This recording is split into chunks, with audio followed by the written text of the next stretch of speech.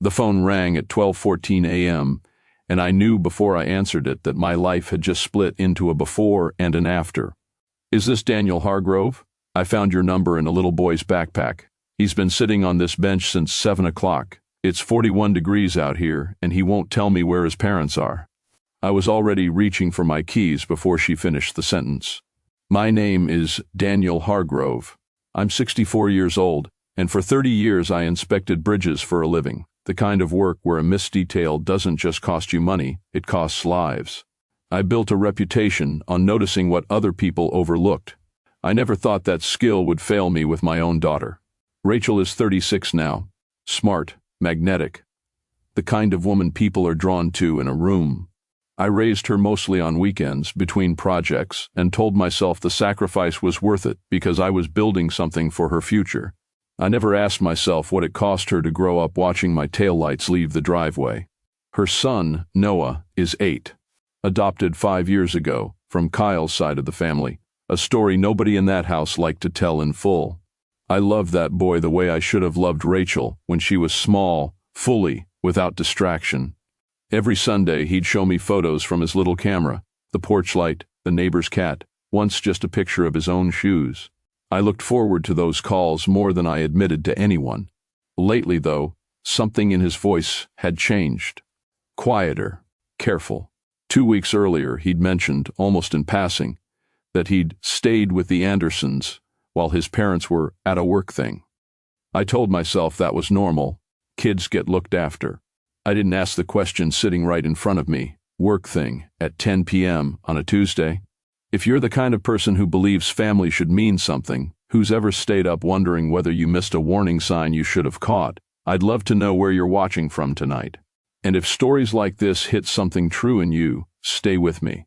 Subscribe, because it gets harder before it gets better. I drove through the night from Bend to Scottsdale, 14 hours, stopping only for gas and coffee I didn't taste. Somewhere around the Nevada line, my hands started shaking on the wheel, and I let myself think the thought I'd been avoiding since the phone rang.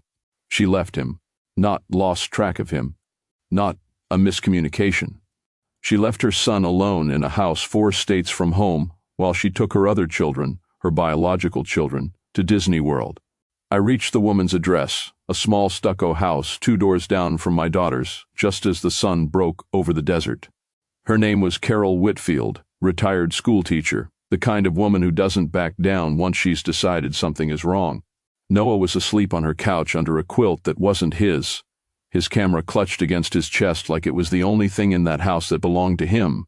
I called the number in his bag 3 times before anyone answered, Carol said, arms crossed, eyes hard. "Not you, your daughter." She didn't pick up once. I asked her the question I already feared the answer to. "How long has this happened before?" She didn't answer right away. Instead, she walked me to the kitchen counter and pointed at something stuck under a magnet on the refrigerator. A note, in my daughter's handwriting, left for whoever might be watching Noah that week. "Back Friday. Feed the fish, not the kid. He eats too much." I read it twice, certain I'd misunderstood it the first time. I hadn't. Whatever I thought I knew about my daughter, about the woman I raised, the woman I told myself I could trust with an 8-year-old boy's life, dissolved standing in that kitchen at 6 in the morning. Because a note like that isn't panic. It isn't exhaustion. It's a pattern. And patterns don't happen once. The pediatrician's office was quiet in a way that felt worse than shouting. "He's underweight for his age, not dramatically, but enough that I'd want to understand why," Dr. Kim said, flipping through Noah's chart. "And his last dental visit was over a year ago. Has there been some kind of disruption at home?" I sat there with my hands folded, watching Noah swing his legs off the edge of the exam table, and I thought about how carefully he'd learned to seem fine. He's been practicing that for a while now, longer than I want to admit. "I don't know yet," I told her, "but I intend to find out." While we waited for the nurse to finish paperwork, I made the mistake of opening Rachel's Instagram on my phone. I hadn't looked at it in weeks. I wish I hadn't looked at it then. Photo after photo, Rachel and Kyle and the twins in front of Cinderella's castle, matching outfits, captions about gratitude and family, and making memories that last forever. The timestamps lined up exactly. with the week Noah had been alone in that house. I sat in a hard plastic chair in a pediatrician's waiting room and felt something in my chest go cold and very still. She posted this while he was on that bench. She wrote, "Family is everything," 3 days after leaving her son behind. If you've ever discovered that someone you loved was capable of a cruelty you didn't think existed in them, you already know there's no coming back from unseeing that. I didn't expect to feel it this way, watching my daughter's smile in a photograph. Carol Whitfield wasn't willing to let it go quietly. She filed a police report within 48 hours, which triggered a call from Child Protective Services. The investigator, Mark Delgado, showed up at my hotel room 3 days later, tired eyes, a stack of case files thick enough to hold up a table leg. "I want to be straight with you, Mr. Hargrove," he said. "I've seen grandparents use situations like this to get custody battles moving in their favor. I'm not accusing you of anything. I'm telling you I'll be looking at everything, including you." Good, I thought. Look at everything. I have nothing to hide. And apparently, neither does she, not anymore. That night, alone in my hotel room, I let myself remember something Margaret said to me 11 months before she died, sitting in the hospital bed she never left again. "Rachel performs family better than she lives it, Dan.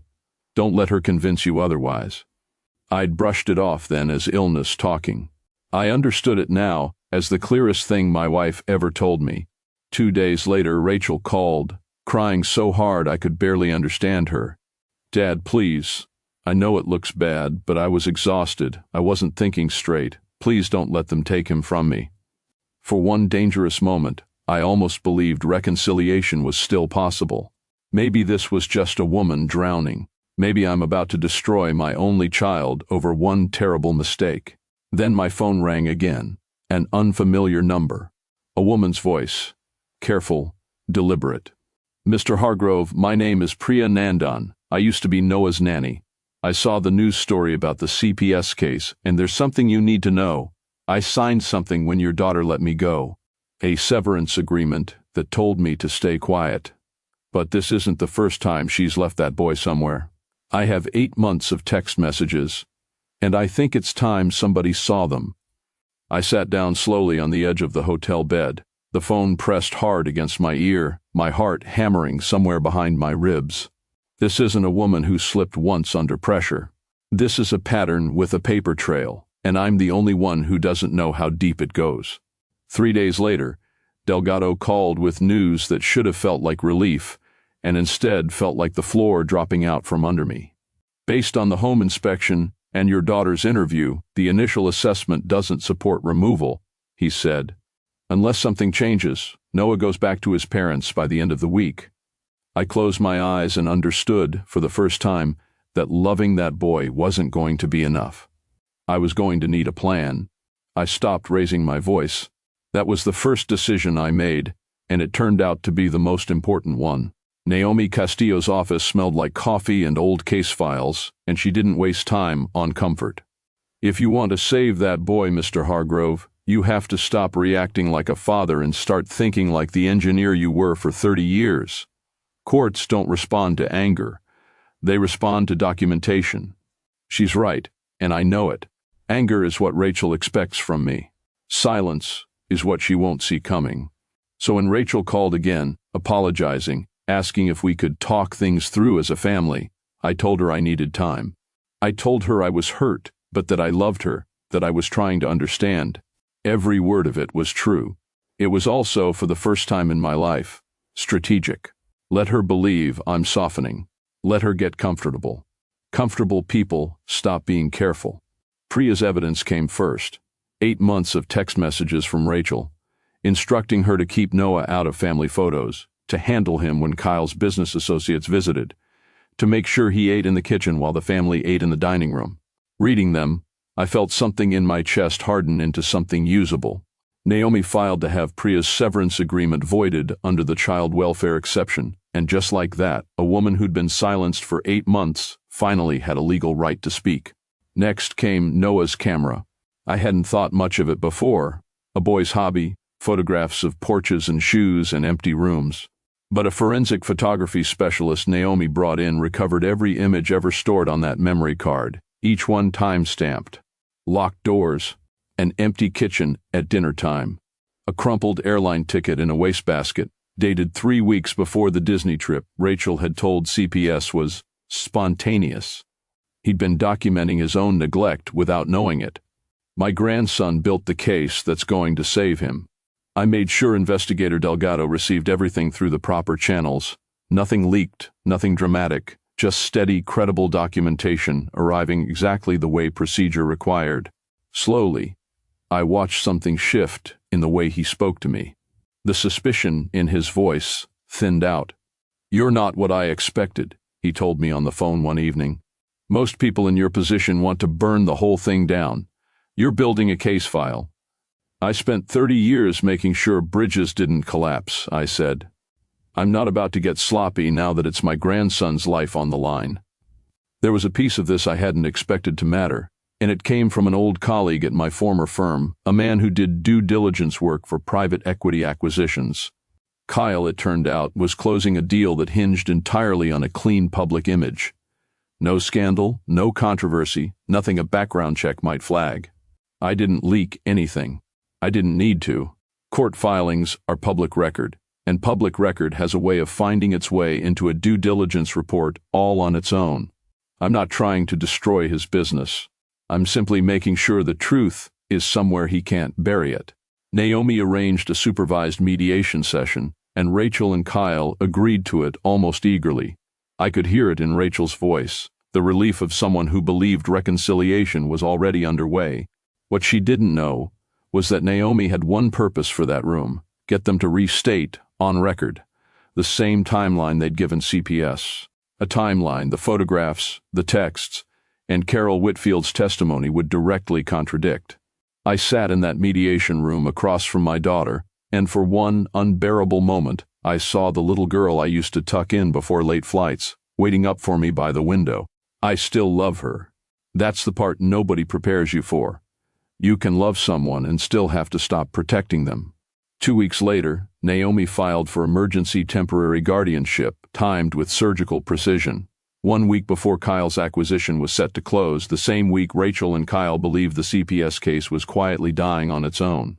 If you've ever had to wait for the exact right moment to say a truth you've been holding for months, you already understand the particular kind of stillness I felt walking into that courthouse. The hearing was set for Thursday morning. I hadn't told Rachel what I'd found. I hadn't told her what Naomi intended to present, or that Priya would be in that courtroom, or that Noah's own photographs would be the evidence that mattered most. She still believed I was the same father who always let things go. She had no idea I was about to prove, in front of a judge, exactly how wrong that was. The courtroom was smaller than I expected, and colder, and I remember thinking that a room this ordinary was about to decide the rest of a little boy's life. Naomi laid it out in order, the way I would have laid out a structural report, one supporting beam at a time. Carol Whitfield's testimony first, steady and unshaken. Then Priya, hands folded, voice quiet but clear, reading from the messages Rachel had sent her 8 months earlier. Then the pediatrician's findings. Then, last, the photographs, Noah's own photographs, time-stamped and unimpeachable, projected onto a screen where a judge who had never met my grandson could see, in his own eyes, what a locked door and an empty kitchen looked like from a height of 4 feet. I watched Rachel's face while the ticket stub appeared on the screen, the one dated 3 weeks before the spontaneous trip she described to CPS. Something in her expression cracked open, and for a moment she wasn't performing anything at all. This is the version of her nobody photographs. I almost forgot she still existed. Kyle's lawyer tried to argue relevance, tried to argue timeline, tried everything a good lawyer tries when the facts have already left the room. It didn't matter. 2 days after the hearing, before the judge had even finished his ruling, a business reporter in Phoenix published a story about irregularities uncovered during due diligence on a real estate acquisition. Nothing about Noah specifically, just public court filings that happened to surface at the worst possible moment for a man who needed a clean name. Kyle's partners withdrew within the week. I hadn't asked for that. I hadn't needed to. Maybe you've had a moment where someone you trusted finally told you the truth, not because they wanted to, but because there was nowhere left to hide it. I don't know what you'd have felt in that courtroom. I only know what I felt was not triumph. It was grief with the lights left on. Rachel asked to speak before the ruling came down, and the judge allowed it. What she said wasn't a defense. It was closer to a confession. I never felt like he was mine the way the twins were, she said, barely audible. I told myself that was normal, that it would pass. And Kyle's sister, the addiction, the whole family embarrassment he never talks about, some ugly. Part of me let that become an excuse. I'm not saying that to be forgiven. I'm saying it because it's true, and I don't think I've said it out loud before. I didn't feel vindicated hearing it. I felt like a man watching a bridge he inspected finally show the crack he'd suspected was there all along. The judge granted permanent guardianship to me, with a structured path, supervised, monitored, contingent on real and sustained change, for Rachel to rebuild a relationship with her son if she chose to do the work. Not punishment, not erasure, a door left open, on terms she'd have to earn her way through. Kyle and Rachel's marriage didn't survive the months that followed. I take no satisfaction in that. I only know that a household built on managing appearances rarely survives once the appearance is gone. There's one more piece of this I haven't mentioned. Weeks before any of it, before the hearing, before Priya's call, even before I knew the full shape of what I was fighting, I'd booked 2 plane tickets to Alaska. Margaret and I used to talk about a cabin on a quiet inlet outside Anchorage, a retirement we never got to have together. I booked those tickets the night I found that note on the refrigerator before I even understood why. Some part of me already knew where this was going to end. Noah and I flew out in December, the ground already carrying its first snow. He brought his camera. For the first time since I've known him, he wasn't photographing empty rooms or locked doors. He photographed mountains. He photographed the dock at sunset. One evening, without being asked, he turned the camera around and took a picture of me instead of the other way around. The first time in 5 years anyone had wanted to keep an image of me at all. I finally let myself grieve Margaret out loud that winter, sitting across from a boy who understood loss in a way no 8-year-old should have to. We healed each other slower than either of us expected, and more completely than I thought either of us deserved. Family, I've come to believe, was never about the name on a birth certificate or the smiles arranged for a camera. It's about who shows up when there's no audience left to perform for. I think about that note on the refrigerator sometimes, and I think about my daughter's face in that courtroom, and I still don't have a clean answer for the question that's followed me every day since. If you'd been standing where I stood, loving someone enough to raise her, and loving her son enough to stand against her, would you have forgiven her? Or would you have done exactly what I did, and chosen the child over the daughter?